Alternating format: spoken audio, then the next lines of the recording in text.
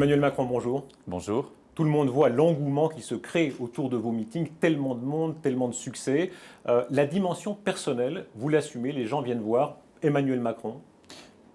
Il y a toujours cette composante personnelle dans une campagne présidentielle, surtout en France. Hein. Et surtout vous, C'est la notre jeunesse, histoire. vous l'écrivez vous-même, hein, la lassitude des vieux visages, des mêmes visages, ça joue la jeunesse. Je pense que ça joue, mais vous savez, je dis souvent c'est un catalyseur. Ça vient déclencher quelque chose qui est plus profond. Personne ne fait une campagne simplement sur son nom, sur sa personne, et d'ailleurs ce serait très malsain.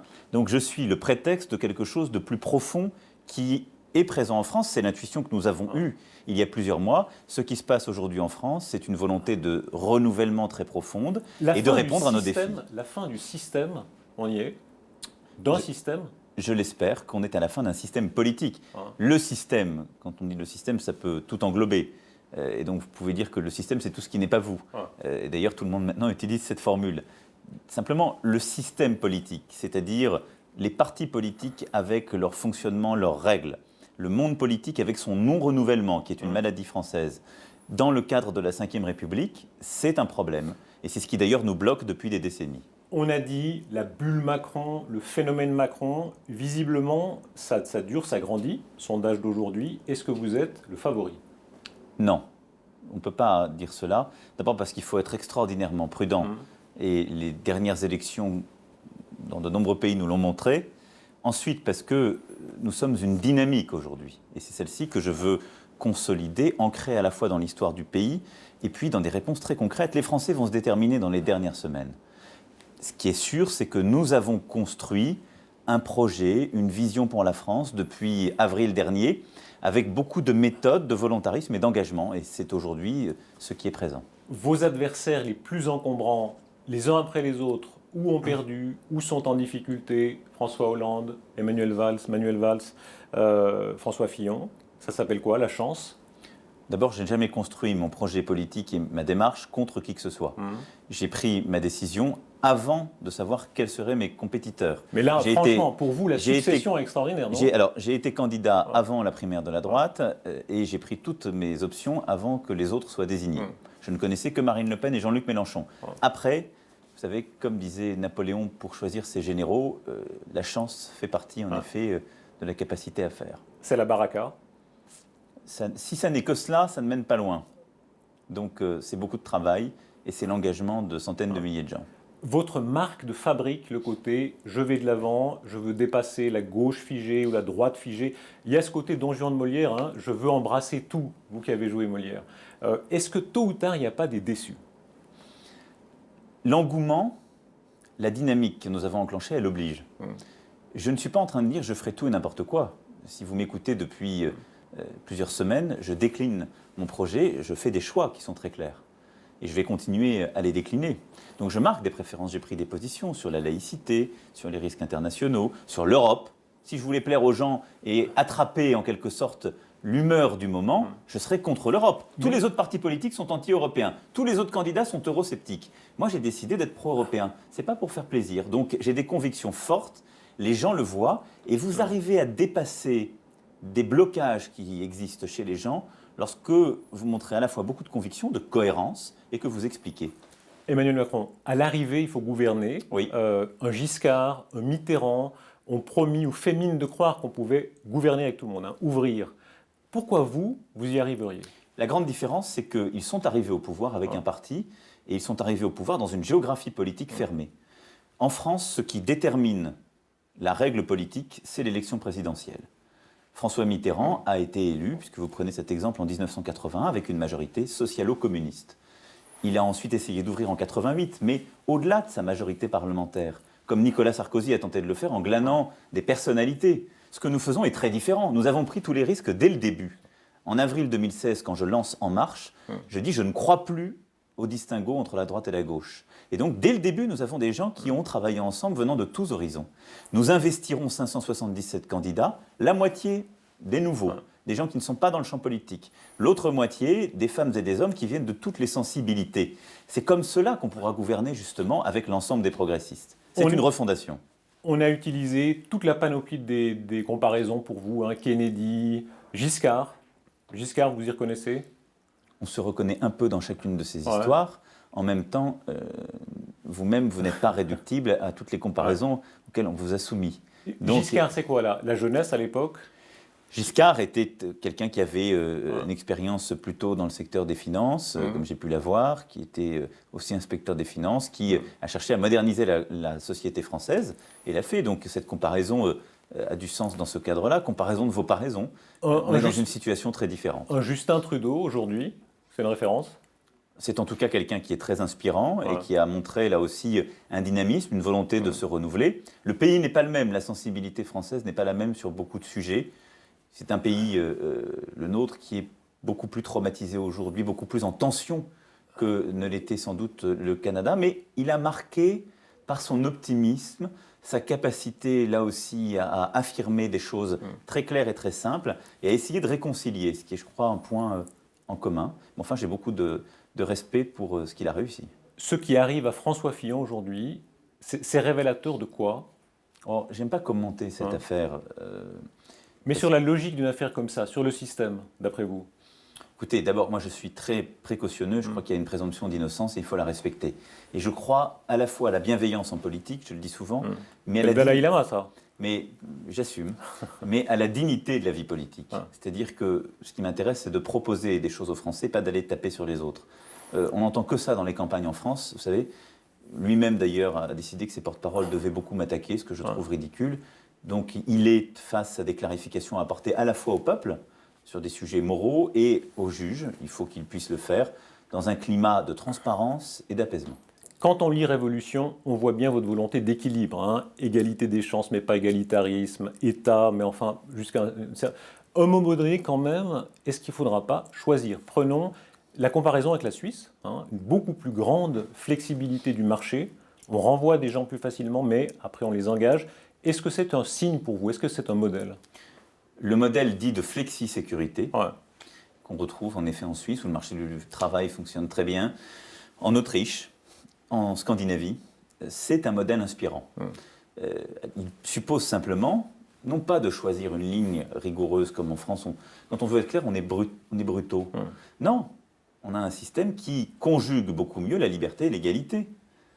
Il y a un système où on a des règles qui sont beaucoup plus simples, plus souples pour l'entreprise, qui font qu'on ne bloque pas tout, mais en même temps, il y a un système qui forme mieux les demandeurs d'emploi et qui aide mieux au retour à l'emploi. C'est un modèle, la Suisse par exemple, plus libéral, et on a 3,5% de chômage. Ça veut dire quelque chose? Ça veut dire quelque chose, même si là aussi, comparaison n'est pas raison, la Suisse est un pays qui d'abord est beaucoup plus petit sur le plan géographique que la France, n'a pas les mêmes défis, qui n'a pas eu la même histoire en termes de migration, qui n'a pas la même économie non plus, parce que c'est un pays qui est très attractif pour des champions, dont la structure salariale d'ailleurs n'est pas la même, donc c'est très difficile de se comparer à la Suisse. Néanmoins, il fait partie de ces exemples européens qui montrent que lorsqu'on décide de conduire des réformes, qui parfois peuvent sembler étonnantes pour les gens, parce que beaucoup de gens pensent que la flexibilité, c'est forcément moins bon, en particulier pour les moins bien formés. Ça n'est pas vrai. Ça redonne des opportunités aux gens dans un autre cadre. Dans votre livre Révolution, vous allez très loin dans l'expression de vous-même. Vous racontez votre vie personnelle aussi. L'amour d'abord clandestin avec Brigitte, votre épouse, qui était enseignante. Ça vous a forgé, ça, cet amour d'abord clandestin difficile? Ça forge parce que ça habitue à ne pas vivre dans le regard des autres. Ce qui est une règle de vie. C'est quand vous pensez que quelque chose est juste, que ce sont vos convictions. Vous savez, vous pouvez pendant des années croiser des gens qui vous diront que ça n'a pas de sens, que ça ne se fait pas, que c'est mal. Vous étiez élève à l'époque, ça crée une situation particulière. Oui, je n'ai jamais été son élève à proprement parler, mais c'était une situation particulière. Mais voilà, le fait de l'avoir surmonté, et surtout que nous ayons fondé derrière une famille, pour moi est très important. Et c'est la marque de caractère, parce que je pense qu'elle a eu beaucoup plus de courage que moi. Mais en même temps, ça m'a appris qu'on ne se détermine pas en regardant simplement ce que veulent les gens. Beaucoup de faits se sont penchés sur votre berceau, très brillante carrière, carrière fulgurante dans les palais nationaux. Vous racontez l'histoire de cette grand-mère très aimante qui vous a éduqué. Est-ce que vous avez assez souffert? Vous vous souvenez de Mitterrand qui disait infamous, vous n'avez pas assez souffert? Les histoires dont je parle sont des histoires de combat. La vie ne m'a pas donné les choses, j'ai été les chercher. avec beaucoup d'entrain, sans respecter parfois les rythmes qu'on me donnait. Parce C'est que l'ambition, c'est mon tempérament. C'est Oui, l'ambition. mais bien Ouais. sûr. Mais enfin, de toute façon, soyons clairs. On n'est pas candidat à la présidence de la République si on n'a pas de l'ambition pour soi-même et pour son pays. C'est une ambition qui ne doit pas être qu'individuelle, mais bien sûr que j'ai de l'ambition. Vous citez Balzac Mais- dans le livre, Les jeunes loups. Oui, bien sûr. Ouais. Ça fait partie du tempérament. Vous savez, il n'y a rien de pire que de vouloir cacher ce qu'on est. Mais est-ce qu'on se réduit à une ambition personnelle ou pas? C'est ça la vraie question. Il n'y a personne qui est candidat à l'élection présidentielle qui n'a pas d'ambition. Par contre, je me suis beaucoup battu. Je ne suis pas né dans les palais de la République et les palais nationaux. Je suis né dans une petite ville du nord de la France. Rien ne me prédestinait à faire ce que je fais aujourd'hui. Je le dois à la chance, vous en avez parlé, à l'amour des miens et au travail. Donc je me suis toujours battu. Après, je me méfie beaucoup de ce qu'on appelle la post-rationalisation. Ceux qui ont parfois beaucoup attendu ont tendance à dire aux autres qu'il faut attendre beaucoup. Bon, je n'ai jamais considéré que c'était un argument tout à fait recevable. Peut-être que je commencerai à l'utiliser quand moi-même je vieillirai. Et à ce moment-là, j'essaierai de me souvenir du jeune homme qui n'a pas voulu attendre. Être ambitieux, est-ce que ça n'est pas parfois être féroce? Vous avez une phrase terrible sur Hollande, quand vous dites « Je mets sur le compte de la distraction les propos tenus par le président de la République sur la dette que j'aurais eue à son égard. Oui. » Vous ne lui devez rien, vraiment? C'est pas ce que j'ai dit. Ça dit un peu ça. Non, j'ai dit, je l'ai redit à plusieurs reprises, j'ai beaucoup de respect pour le président de la République en tant qu'institution et pour l'homme. Et beaucoup d'amitié. Et vous ne m'avez jamais entendu d'ailleurs attaquer le président de la République, contrairement à tous les autres dans le champ politique, y compris d'ailleurs celles et ceux qui aujourd'hui portent ces couleurs politiques. Par contre, je n'ai pas aimé ce que certains dans le jeu politique ont dit à ce moment-là et qu'il a un peu laissé faire, qui est un discours d'obligé, de féodalité. Et donc, en effet, je le mets sur le compte de la distraction. Je l'ai suivi, j'étais à ce moment-là banquier d'affaires pour l'accompagner à l'Élysée. C'est un choix personnel que j'ai fait, qui a profondément changé ma vie. Elle a été beaucoup moins confortable. Je l'ai fait pour mon pays, je croyais aux idées. J'ai quitté l'Élysée, j'ai démissionné sur des désaccords. J'ai été rappelé pour être ministre. Alors que j'avais tout quitté, je n'avais rien demandé. Parce qu'il y avait une mission, parce qu'il pensait que je pouvais exercer cette mission. Et donc, je lui dois parce qu'il m'a fait confiance. Mais je ne lui dois pas une fidélité le jour où il y a des vrais désaccords. Parce que j'ai quitté aussi ma fonction de ministre sur des désaccords que j'ai exprimés. Je ne me suis pas avancé tapis dans l'ombre. Je n'ai pas attendu qu'on me donne la béquille. Vous savez, vous disiez, vous avez beaucoup de chance et pas assez souffert. Depuis avril 2016, on fait quelque chose qui n'a jamais été fait en France. Monter un parti politique, je me suis fait attaquer de toutes parts. J'ai démissionné du gouvernement, j'ai démissionné de la fonction publique pour pouvoir agir en liberté et en clarté. Nul n'avait fait cela. Et les polémiques que vous voyez aujourd'hui sont bien liées à un comportement politique où on a toujours voulu un peu tout mélanger, tout marier, protéger ses propres intérêts en disant aux gens on se bat pour vous. Il y a une idée de mission chez vous, vous estimez être en mission? Oui, parce que je pense que la politique ne doit pas être une profession. Et donc l'idée d'une mission, c'est avoir une vision claire de ce qu'on veut, vouloir conquérir en ce sens et s'attacher à des résultats, à des objectifs clairs, mais en aucun cas à rester. Parce que quand on fait profession de politique, eh bien, on pense à une chose, c'est durer et plus agir pour les autres. Emmanuel Macron, cet entretien est diffusé notamment en Suisse. Il y a des macronistes en Suisse, l'équipe de Joachim Forget qui aimerait vous inviter là-bas, vous irez? D'abord, je veux saluer en effet tous les marcheurs de Suisse et le travail formidable fait par Joachim. J'ai plusieurs membres de mon comité de direction, des délégués qui sont venus, François Zolder, Jean-Marc Borrello, que je remercie. Je ferai mon maximum pour essayer de venir. Je ne veux pas le garantir, je ne prends jamais de promesses qui ne sont pas sûres d'être tenues. Donc je ferai mon possible pour essayer de venir avant la fin de cette campagne. Vous êtes un littéraire, quand on lit Révolution, c'est très présent, il y a des formules aussi dans vos propos. La vie est inventive. Alors vous avez 39 ans, carrière étonnante.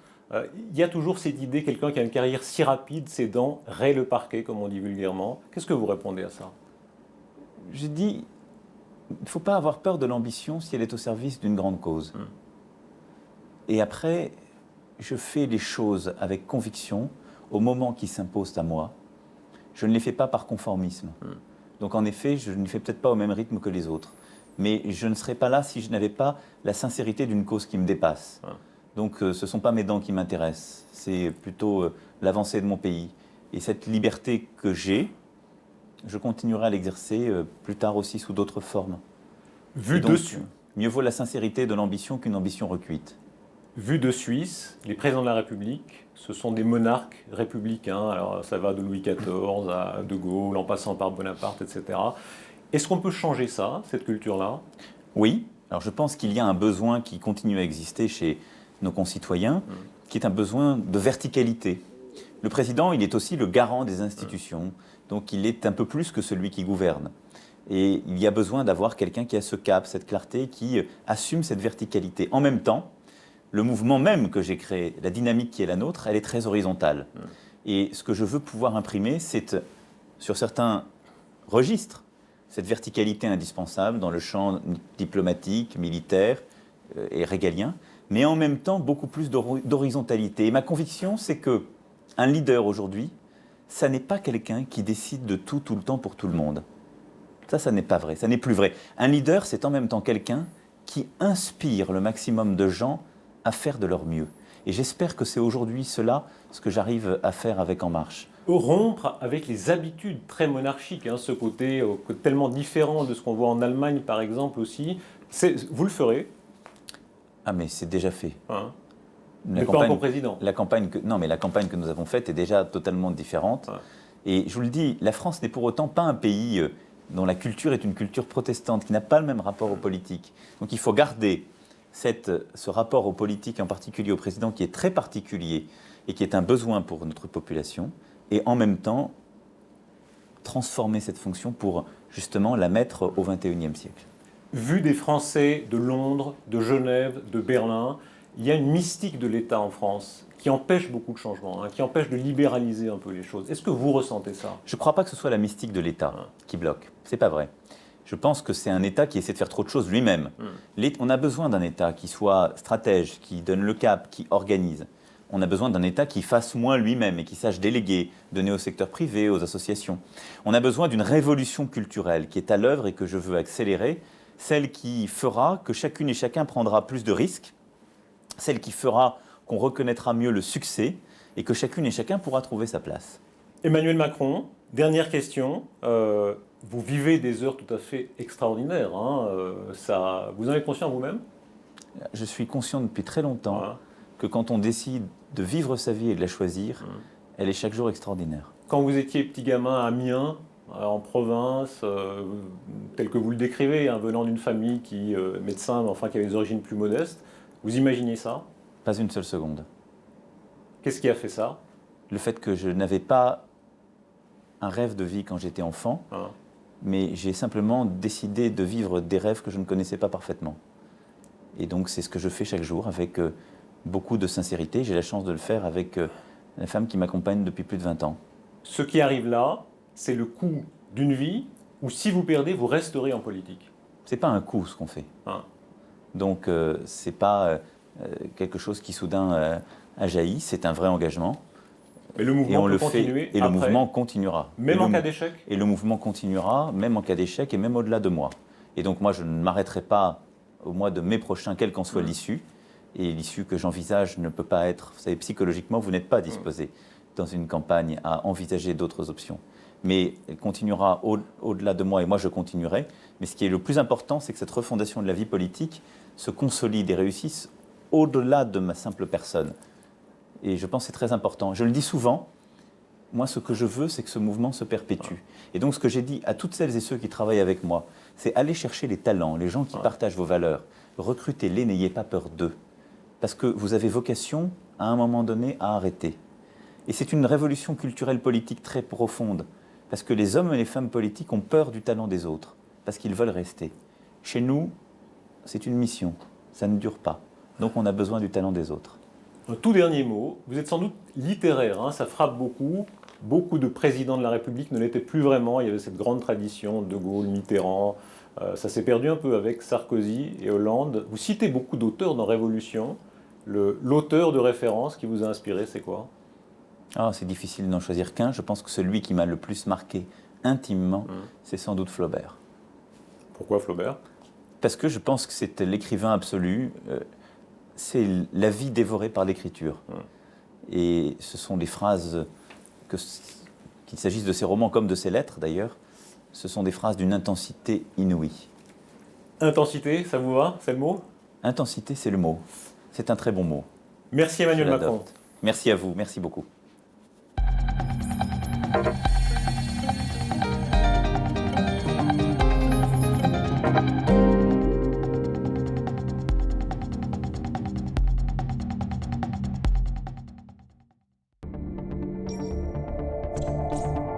Pardonnez-moi avec le matin dimanche.